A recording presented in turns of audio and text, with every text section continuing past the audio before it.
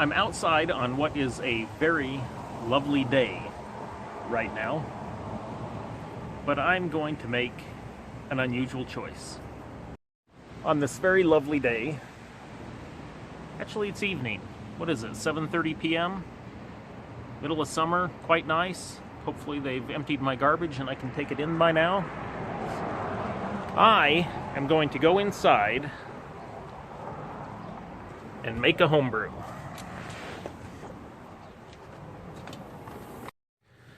Right now, I have got, in this fermenting chamber...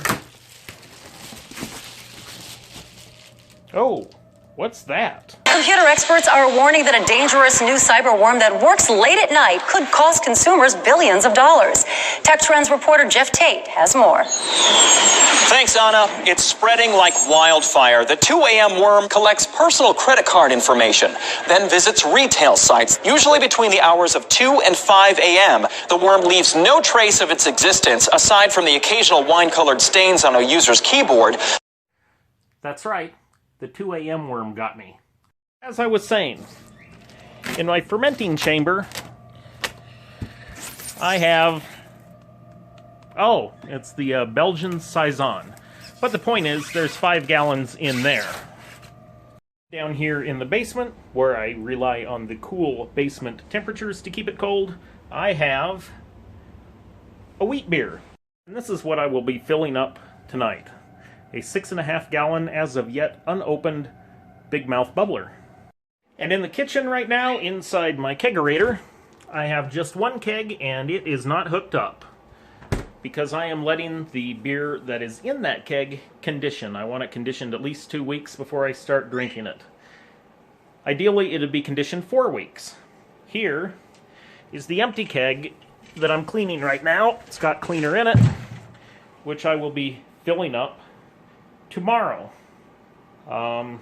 Here is a brand new keg, so I will have 3 kegs. So I have 3 fermenters and I have 3 kegs, and I intend to try to keep them all full, with the goal in mind of eventually having my beer always aged at least 4 weeks before I put it on the tap. This brew schedule will do that. It has me brewing much faster than I can drink it, so it will have to adjust, but you can see that on the 29th I will be kegging the Cooper's wheat, which was in the basement. That's tomorrow. Serving as a base for what I'll be brewing will be a Cooper's Irish Stout. The directions say to use 500 grams of light dry malt extract and 300 grams of dextrose. I am going to skip the dextrose. Instead, in my possession right now, I have 3.15 pounds of dark malt extract syrup and 3 pounds of dark dried malt extract. I am going to use the dried. Not all I'm going to use, though, because I have this bag full of hops that I really need to get rid of. So what kind of hops should I use? Brewer's Best Milk Stout recipe calls for 3.3 pounds of special dark liquid malt extract. I am using the 3 pounds of dark dry malt extract. It calls for 3.3 pounds of light liquid malt extract. I am using the 3.75 pound can of pre-hopped Cooper's extract. It calls for half a pound of lactose and a half a pound of maltodextrin. I have both of those. In specialty grains, most of those are going to be in the pre-hopped can of Cooper's. However, I also have roasted barley, so I am going to use that as well. Hops, I think I've got these. Brewer's Best calls for half a pound of lactose. I have 1 pound. I'll use half of it. It called for some roasted barley malt. I probably got just about the 4 ounces that it requires. I'll use whatever I've got. Since I'm going to be doing that, I'm going to add some carapils too, just for head retention, which might not be necessary if I follow the instruction to use some maltodextrin, which is what's in this giant container there. I think that maltodextrin may add the kind of sweetness that you need in order to make it taste like, say, a Murphy's Irish Stout, which is what I hope, because I love Murphy's Irish stout. But let's get to the hops. It wants German Magnum, and I have this open container. It used to have 1 ounce in it. Let's see what it is now. Of course, this will be the weight with the bag. 1/2 ounce, so pretty close to what I need. And here is the Cascade. So I'll be following the brewer's best instructions, except that I'll be adding the pre-hopped Cooper's extract after the boil, after it's cooled down a little bit, because I don't want to cook those hops anymore. And I'm just getting some water going for the steep. And it looks like it is 8:30 p.m. Turns out this bag of roasted barley malt it's got about 8 ounces, well, it had about 8 ounces in it, and I didn't want to get carried away, so I just used 4 ounces of it. And then I added 4 ounces of carapils. It is now 8:45 p.m. The temperature of my water is around 150, 155. I've just barely put the grain bag in.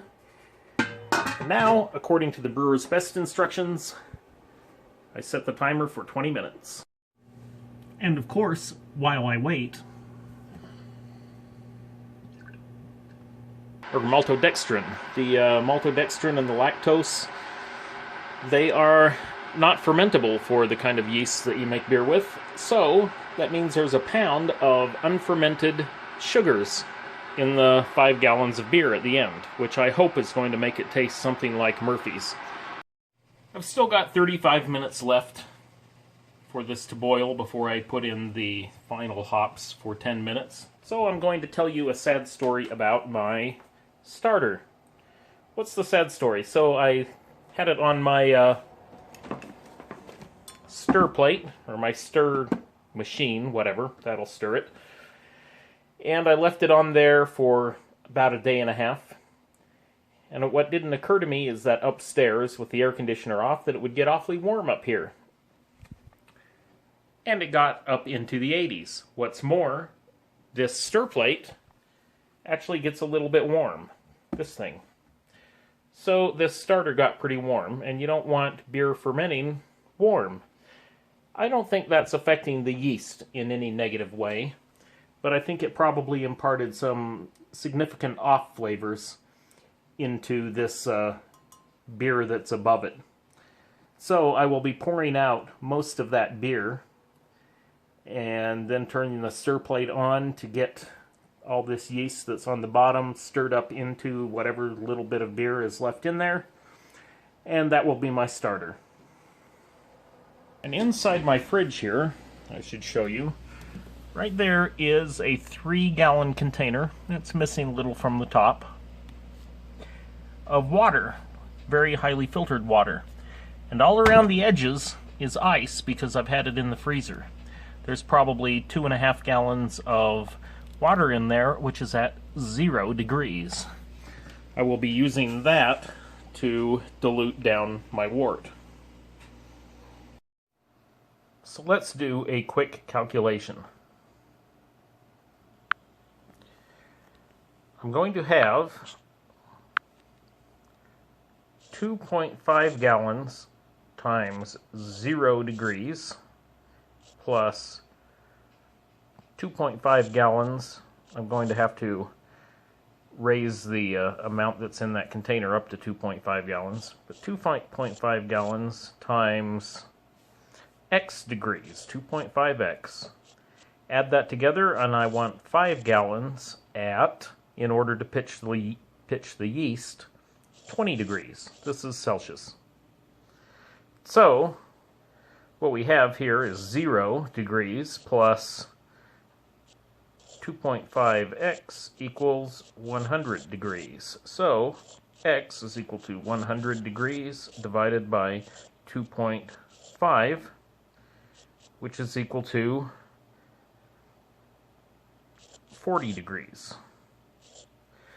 So what this means is that I need to bring my wort down from boiling, which is 100 degrees Celsius, down to 40 degrees, and then mix it with 2.5 gallons of my 0 degree water from out of the fridge. That will bring the temperature of my entire 5 gallons down to 20 degrees so I can pitch the yeast.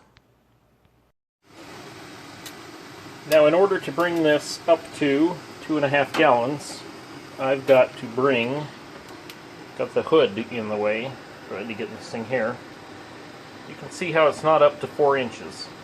I need to bring it up to about 4.25, maybe 4.375 inches in order to have 2.5 gallons in there, or at least 2.5 gallons in there.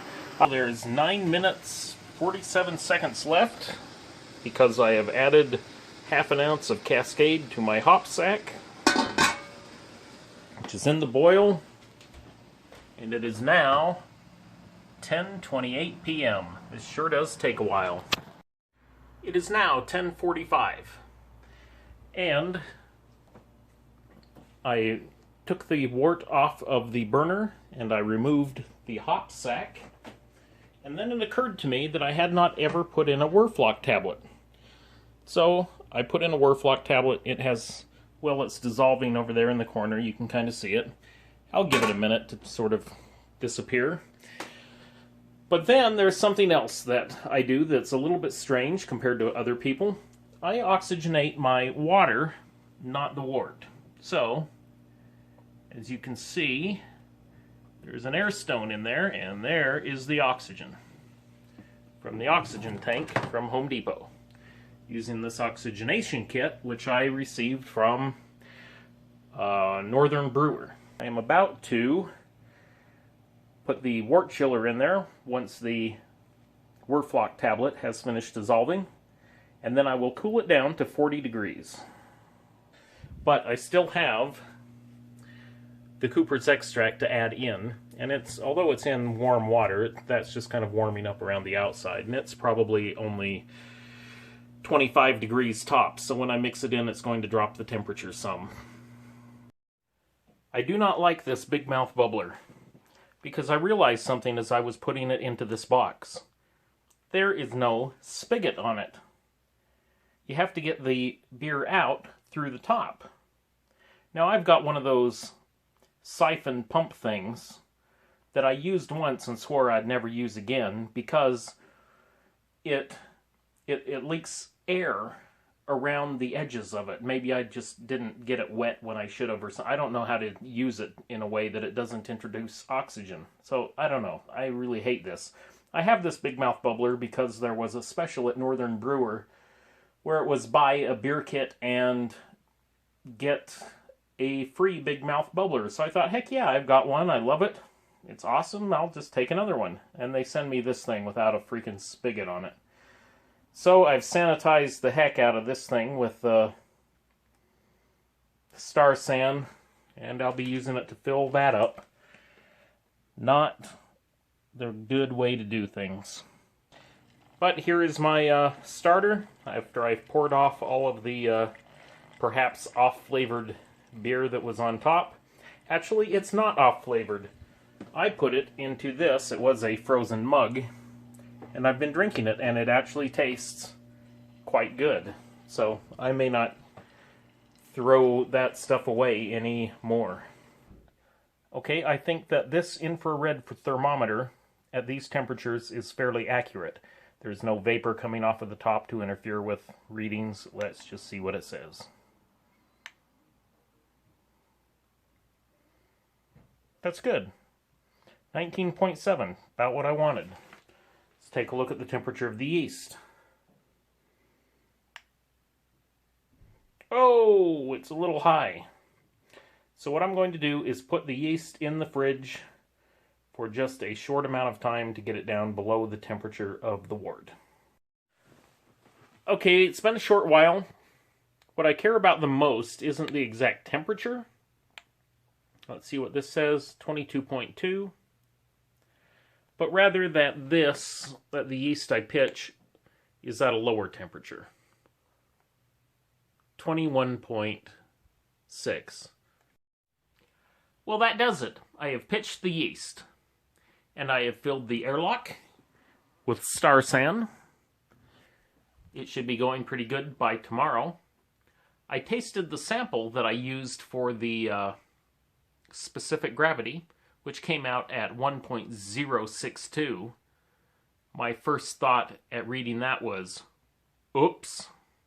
My second thought was, well, I guess it's not that high. It's going to be okay. But the flavor of it, wow. It was really, really, really good. So I'm pretty enthusiastic about this one. So long as no wild yeast managed to get in there due to exposure to air, I think we're in good shape.